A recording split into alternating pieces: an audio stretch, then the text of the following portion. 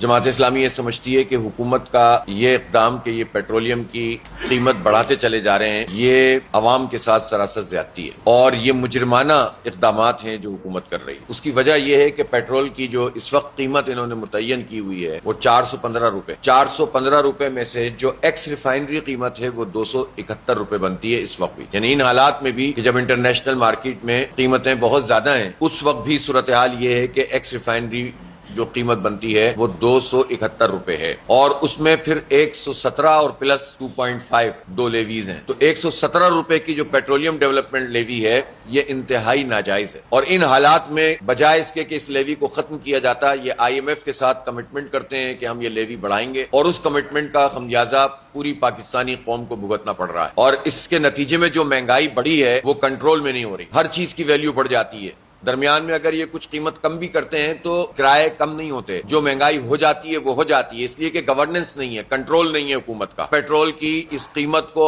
فوری طور پر کم ہونا چاہیے اور اس لیوی کو بالکل ختم ہونا چاہیے۔ جنگ کے حالات تو خطے میں سب جگہ ہیں، انٹرنیشنل مارکیٹ میں تو سب جگہ قیمتیں بڑھی ہیں، لیکن اگر پڑوسی ملکوں میں ان قیمتوں میں اضافہ نہیں ہو رہا، بنگلہ دیش نہیں کر رہا، انڈیا نہیں کر رہا اور لوگ نہیں کر رہے، تو اس کا مطلب یہ ہے کہ یہ کنٹرول کیا جا سکتا ہے۔ پاکستان ہی ایسی جگہ ہے کہ جس کے اثرات خطے کی جنگ پہ پڑ رہے کی جنگ کے اثرات پاکستان پہ پڑ رہے ہیں، یقیناً ہوتے ہیں مسائل، لیکن اس موقع پر اگر یہ لیوی ختم کر دی جائے تو قیمت کہاں سے کہاں چلی جائے گی۔ یہ اس وقت بھی آپ 250 روپے کا پیٹرول پاکستانی قوم کو دے سکتے ہیں اس پوائنٹ آف ٹائم پہ جب $100 فی بیرل سے جو ہے وہ زیادہ قیمت ہے انٹرنیشنل مارکیٹ میں، اور جب یہ قیمتیں کم ہوں گی تو یہ تو قیمت جو ہے وہ 150 سے 200 روپے کی رینج میں آ سکتی ہے، جائز طریقے سے آ سکتی ہے۔ تو یہ لیوی کیوں امپوز کی ہوئی ہے یہ سمجھ سے بالاتر ہے، اس لیے کہ یہ نااہلی ہے حکمران طبقے کی۔